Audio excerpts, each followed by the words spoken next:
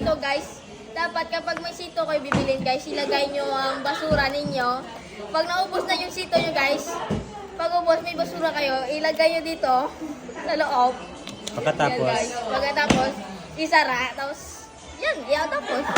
Ayos. Tapos, i-recycle natin yan, no? Oo, i-recycle natin to. Para maiwasan yung pagkalat ng... Basura. Yes, kasi na problema tayo ng basura. Thank you sa pag-share ng iyong idea.